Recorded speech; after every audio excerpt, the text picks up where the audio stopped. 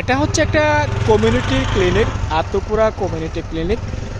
দুঃখজনক ব্যাপার হচ্ছে যারা কমিউনিটি ক্লিনিকের সেবা নেয় তারা কিন্তু এই রাস্তা ধরে আসতে হয়, অর্থাৎ এই মেইন রাস্তা থেকে ওইখানের মধ্যে যদি একটা ব্রিজ নির্মাণ করা হতো খুব সহজে কিন্তু যারা সেবা গ্রহীতা তারা কিন্তু সেবা নিতে পারতো। তবে বর্ষা হলে তাদের যাতায়াত করতে বেশ কষ্ট হয়, যেহেতু বর্ষা ফানি এলাকায় আসে আর তাদের সুযোগ সুবিধা অনেকটাই কম থাকে।